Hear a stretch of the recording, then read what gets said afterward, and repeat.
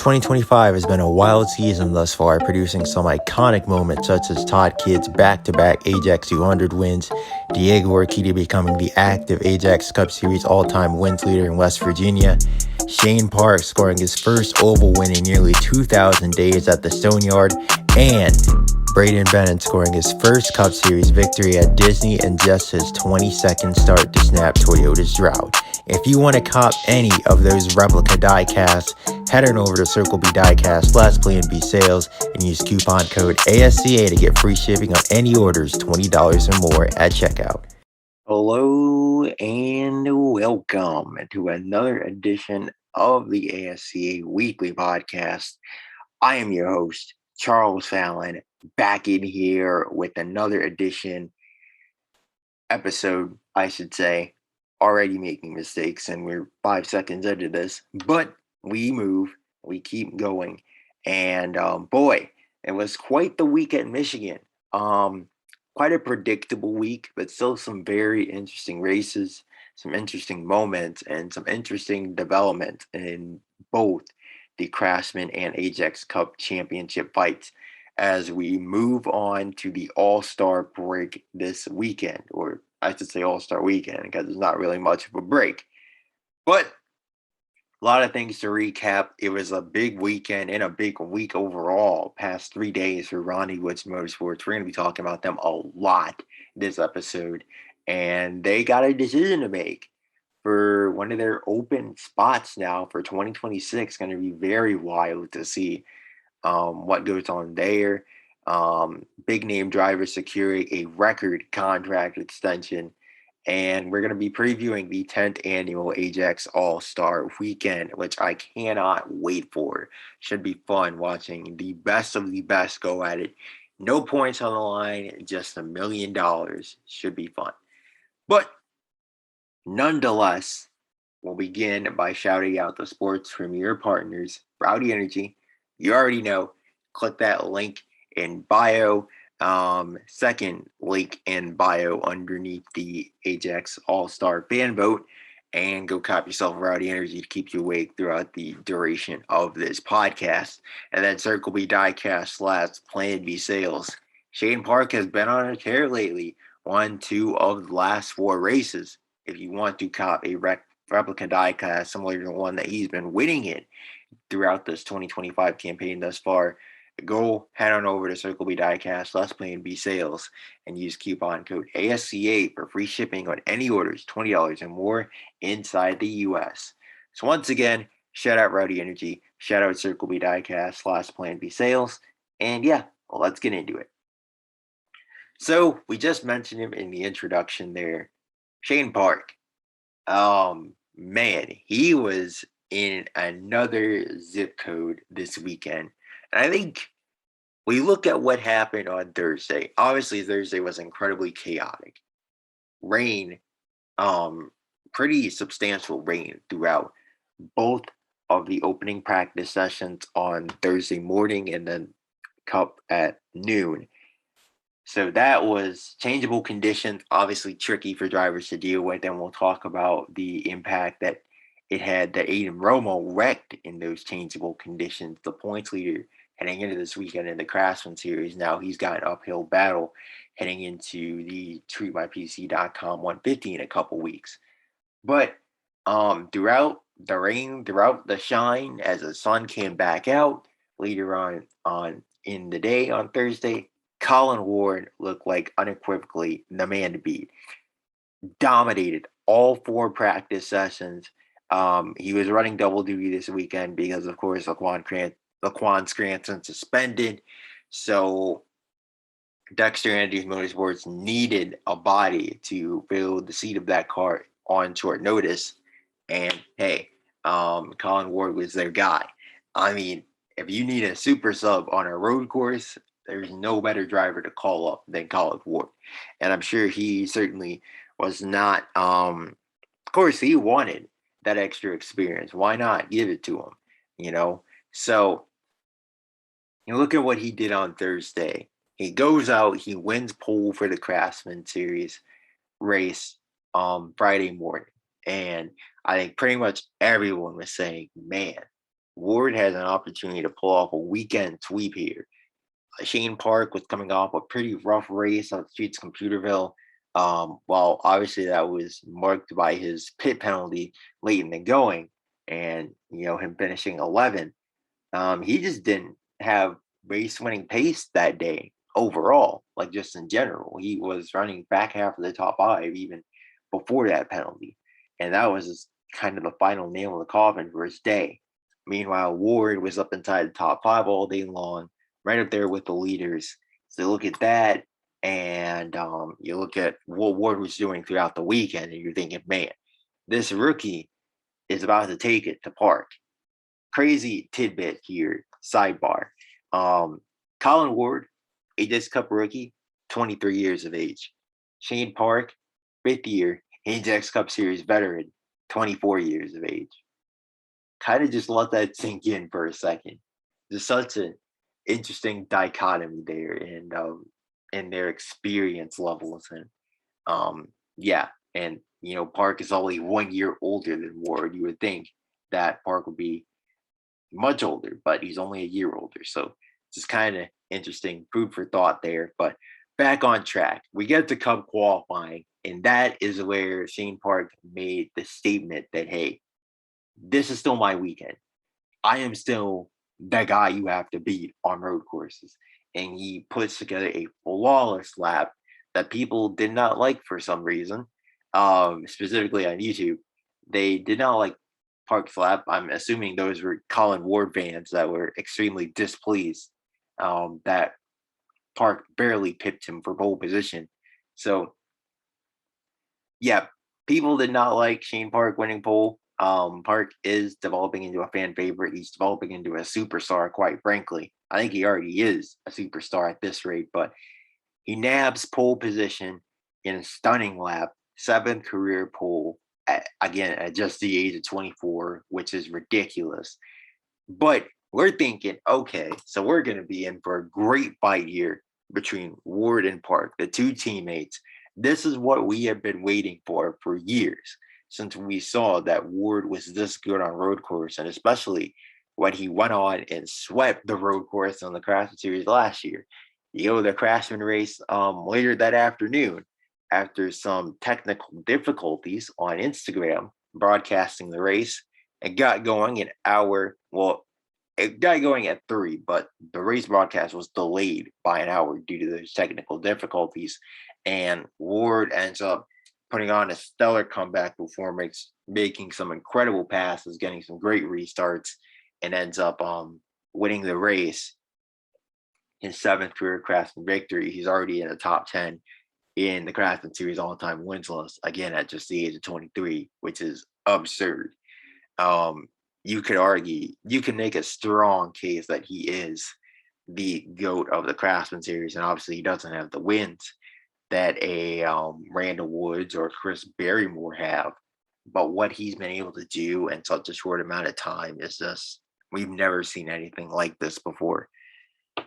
But we think that Ward is going to be that dude to take the fight to Shane Park and really make this a battle between the two Ronnie Woods Motorsports teammates. But then the green flag drops, and Tommy Woods, who had a fantastic qualifying result of his own, putting that car in 3rd, entering the day dead last in points, which was ridiculous lap from Tommy Woods. So shout out to him, even though obviously his race didn't end as he would have liked. We'll get to that in a second. But yeah, you were thinking that Ward is going to be that dude to take the fight to Park. And we get to the race, and Park just slapped them boys around. And you got to consider, we have superstars in the field. We got Cup champions, a 4-time champion, arguably the greatest ASCA driver of all time in Diego Urquidy, 2-time champion, Randall Woods, who finished 2nd, by the way. 12-time Cup Series winner, Todd Kidd. He's won at Michigan twice. The all-time modern era road course wins leader, Nick Urquidy, making his final start at Michigan. Final road racing start. He was in the race. He finished 5th. So there were big names that Park was up against, and they had nothing for him. They had no answers for the 24 all day. And Ward especially once he had that little incident with Tommy Woods, it was just kind of downhill from there for both of those rookies. Woods obviously ended up wrecking out, and Ward kind of dropped back to fourth, and then he had the speeding penalty, and that was that. His chances to win were over. So you look at that and just how the job that Park did managing that race, even with the whole fuel mileage deal at the end, he didn't let that affect him. Just managed the race brilliantly. Car was on rails all day long, and there was nobody within his zip code all day. No one came even close to touching that 24. The race was for second all day long. And you rarely see a car that dominant in the ASC, or if you do, you see something go wrong. There's some sort of mistake. Like Cameron Atwood did have a car that dominated at the Stone Yard. They couldn't close the deal. And we saw Park just a week ago blew a transmission on at the start of the race from outside pole, blows the transmission, and yeah, his day is done. Entered that day third in points, takes out his championship contending teammate as well. Obviously not his fault, but that's a really inexcusable action for that 2014 to have. You can't have something like that go down, you know, just inexcusable, especially when you're competing for a title. So to really be able to bounce back like this, especially considering it looked like Ward had the field covered in practice, but from qualifying on to when the race actually counted and the points are being paid out, that's when Park flexes muscle and really, I think, established himself. That was a championship statement victory because now he's within 7 points of Diego Urquidy and Todd Kidd. And transitioning to the next subject, I think it's clear who the drivers to beat this year are. And obviously, I'm sure for fans, they're going to be happy to see the new regulations because right now, as it stands, it looks as if Diego Urquidy, Todd Kidd, and Shane Park could have dominated the sport for a long time to come. And they're extremely lucky that Laquan Scranton is obviously indefinitely suspended because he was right up there with those guys last year, and he probably would have been right up there, maybe even challenging Park for the win at the track that he beat Park at, outdueled him at last year, the Michigan road course. So, yeah, really, it's where Urquidy, Kidd, and Park, they are the story of 2025. It's going to be between those three for the championship. I don't think there's any doubt about it. And we had this talk earlier in the season about Diego Urquidy and Todd Kidd, and we thought it was just going to be between them. But Shane Park has emerged. He's won 2 of the last 4 races. That 24 team is red hot right now, heading into the All-Star break, and going to be critical to see how they manage the Windows 300 because they really didn't have the pace at the start of the last high-speed aero track race that Urquidy and Kidd did, that being West Virginia. Again, we talked about it earlier that Computer Motor Speedway is a lot more worn than West Virginia, so it's hard to really gauge, and we'll talk about that later with the All-Star race preview, and that's going to give us a really good indication about who the guys to beat for the 15th annual Windows 300 will be. But obviously, the guys to beat overall on a weekly basis are Diego Urquidy, Todd Kidd, and Shane Park. Don't let that 271 laps led in 3 weeks by Cameron Atwood fool you. He's not a title contender this year, and this week proved that. Just was mediocre on the road course. And obviously, I get it. We're not going to be racing on any more road courses this season. Technically, we still don't know how Utah will race. That's a toss-up, and that is just going to be very interesting, intriguing to kind of see how that whole situation kind of plays out. But Diego Urquidy, Todd Kidd, Shane Park, 5 of the 7 race victories. They are your new big 3. And they're separated all by 7 points. And this just kind of shows who the elite level drivers in the sport are. Because remember, we were having this conversation a few years ago when in the 2022, in the build up to the 2022 Ajax season finale between Diego Urquidy, Todd Kidd, and Greg Healy. It was that year. And Urquidy and Kidd, you'll get it. These are the two common denominators, um, just competing for titles every year. And I think that at the end of the day, these are two of the best drivers the sport has ever seen. So if Shane Park does want to win the championship, boy, he's got some stiff competition to beat. But he's right up there with them. He's right in the mix through 7 races, almost at the halfway mark of the season. You got to be impressed by what you've seen out of the 2014, especially after what they just did at Michigan and how red hot they've been as of late. But overall, though, I do question the longevity of Park and those boys. Like, there's no more road course the rest of the season. Do they have the pace to compete on these oval tracks? I think they're going to be easily a favorite at Utah, considering it's supposed to race like a road course. But Urquidy and Kidd are just so good everywhere. Everywhere. Even Ajax Super Speedway, they both won there multiple times now. They're so good everywhere that for a 24-year-old just now entering his 5th season, Park has an uphill battle, but he's giving these boys a fight. And I just can't wait to see these next few weeks, because they're going to tell us all we need to know, specifically the Windows 300, Utah, San Diego, and Denver. This next month stretch, we're going to know a lot about who is going to take those right steps to win the 2025 Ajax Cup championship that is very much up for grabs at this point. Another title fight that's up for grabs is the Craftsman Series this year, and the competition level in Craftsman is ridiculous. And I get it. Cup drivers have dominated the last 2 weeks. They led all the laps at Belltown and all the laps at Michigan. I understand. Understandable. You're frustrated that the Craftsman guys aren't getting time to shine, but who is getting time to shine is Tony Del Valle II. And let me just tell you right now, this championship fight, realistically, I don't think it should even be close at the moment. I really don't. Had Del Valle not had those 2 opening lap incidents, he has had 5 top 3 finishes this season in 7 races. I believe that's correct. 5 top 3 finishes. Actually 4. I'm sorry. I forgot that Craftsman had off week and they're only at 6 races right now. So 4 top 3 finishes in 6 races.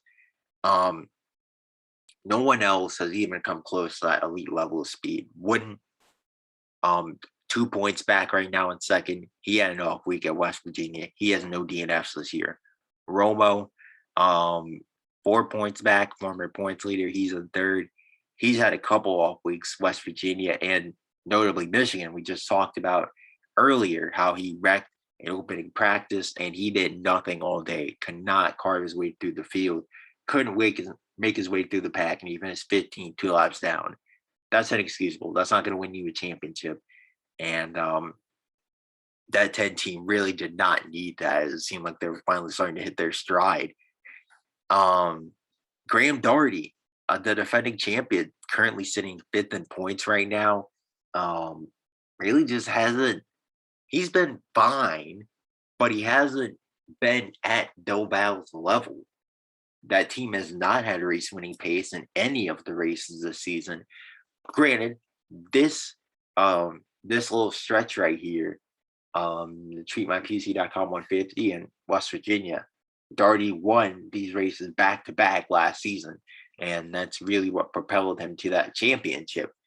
But so we'll see if he's able to strike magic in a bottle twice, get red hot through the stretch again, and kind of go on a stretch run to the title. Again, the championship's wide open, anyone for the taking. Dustin Adams is sitting right there in 4th, but he only has 1 top 5 finish this year. I don't think he has any DNS either. So, he's been consistent, but clearly the race winning pace is lacking, and he doesn't quite have the pace of his teammate. this should be Del Val's championship running away. But it is a lot closer because of those two opening lap incidents. So happy to see Del Val rightfully get some luck and bring home another top two finish. And for this 20 team, it's just going to be all about keeping up this pace. They got to keep up this pace throughout the second half of the season. You've gotten off to a fast start, but you just got to hope that you didn't peak too early because we're not even at the halfway mark of the campaign. So, got elite level speed right now, but you got to keep it up through this stretch run, especially through these next few standalone races. Big opportunities in the TreatMyPC.com 150, at West Virginia, at Disney. Huge opportunities for Del Val to really kind of stamp that, hey, this is my title, and really pull away from these boys behind him if he can have some good runs. So we talked about that this was going to be a Ronnie Wood centered episode in the beginning. And that is certainly true here, because some big news stories came out about Ronnie Woods Motorsports over the course of the past couple of days. And we'll begin with the kind of shocking and puzzling decision by Ronnie Woods Motorsports to let 2022 Craftsman champion Ross Jackson walk in the midst of a career year. This is a guy that's ninth in points right now, 4 top 10s in 7 races thus far in 2025, and they're not bringing him back. Again, Jackson's only in his third year. He's 24 years of age, so it's not even like he's old. He's still relatively young. He is the same age as Shane Park and has yet to score a cup win. He is in his third season and has yet to win. And you've seen guys like Carson Smith and Brain Bennett who have entered the same year or after Jackson win races and break through. That's a good point. And you look at Michigan, maybe that was the final nail in the coffin. A race that he finished 2 laps down in while his teammates were 1, 2, 3 at one point. Pretty egregious. But I think Jackson has showed a lot this year. And we talked about even last season, a lot of those DNFs were not his fault. So I know he finished 17th in points and it looks bad. And I know he had the 8 DNFs and that also looks horrific. But when you look at it, it was mechanical failures. It was getting dumped. It was people wrecking in front of him. Just a lot of things that weren't his fault. A lot of bad luck for Jackson. And I really think Ronnie Woods Motorsports made a mistake here. They've gotten things right, obviously, like the Shane Park sighting and the poaching of Colin Ward. Those were huge. Big decisions on their part. But this one, I don't understand. You have a former Craftsman champion. He's won 4 races at the Craftsman level.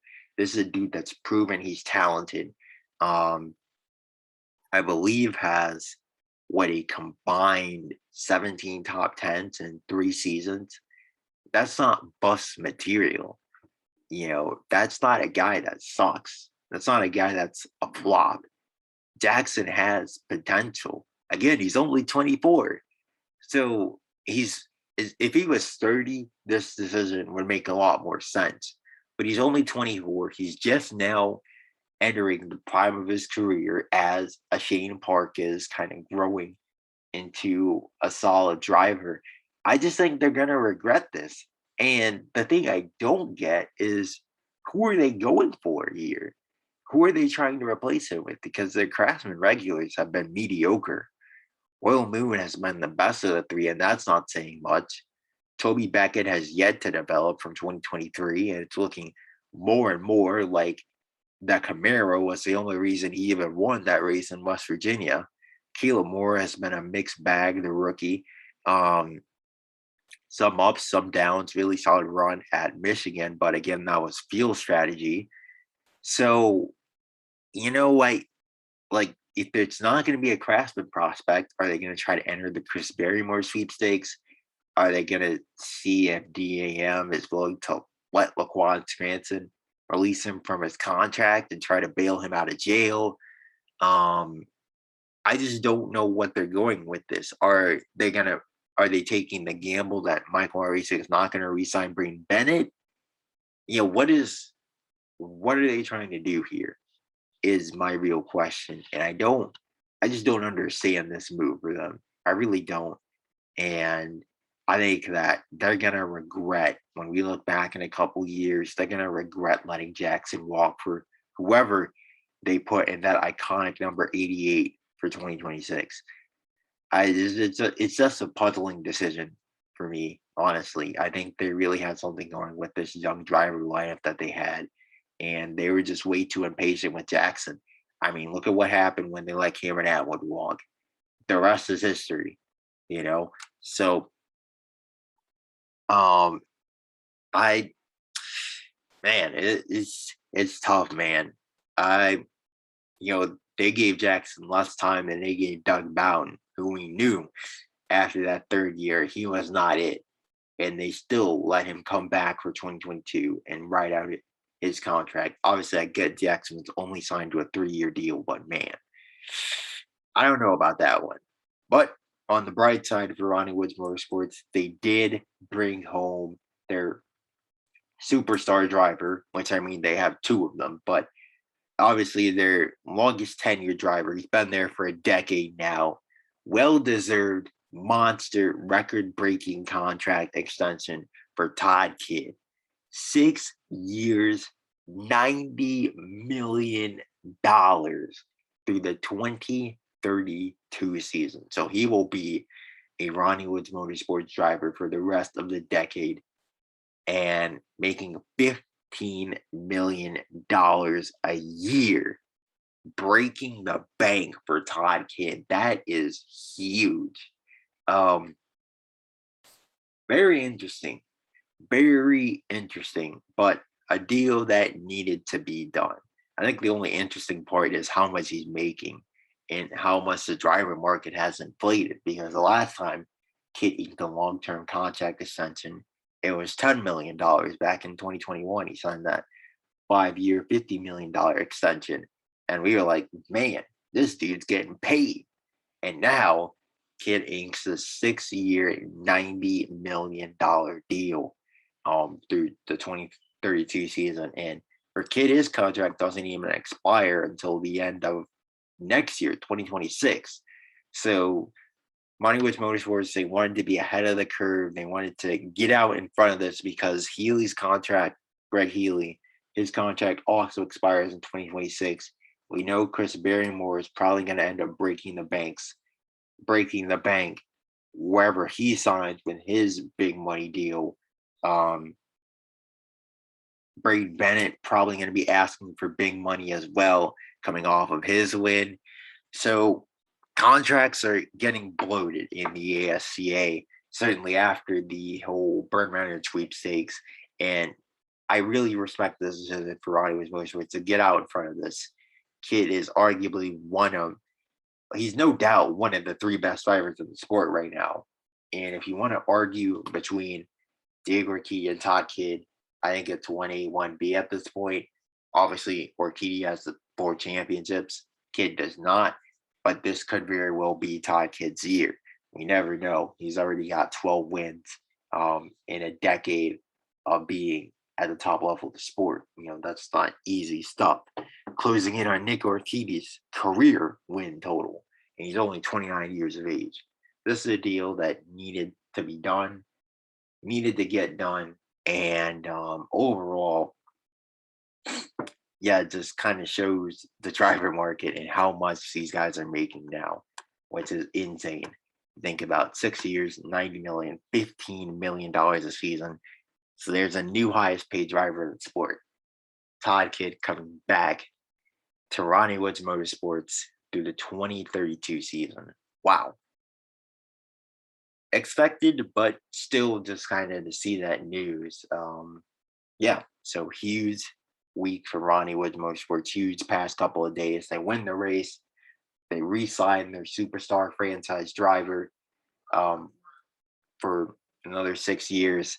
And now they let go of former Craftsman Series champion. So a lot of moving parts at the team, but I still believe they are they're the team to beat in the sport right now.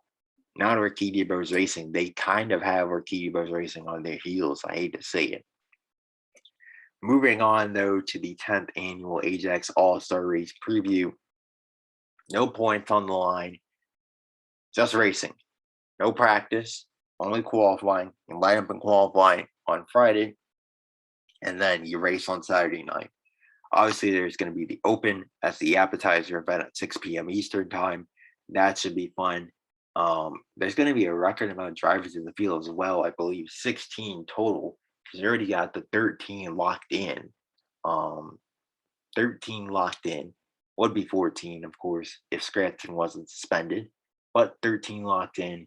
And then you have the 2 stage winners in the Open, and then the fan vote winner. So there's going to be a record total of 16 drivers competing under the lights for the 10th running of this event.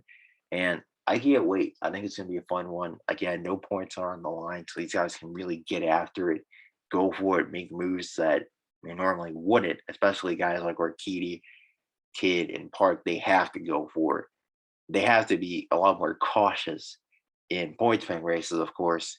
You can't risk falling out of title contention, especially with how far ahead they are of everyone else in the standings. So really going to be a fun one. I think similarly to West Virginia, though, the teams to watch out for. I know I just said that Ronnie Woods Motorsports had kind of beaten them in the ground, but I believe Arcadia Bros Racing and Michael White Racing are going to be the teams to watch out for, because they were the teams that were dominant at West Virginia.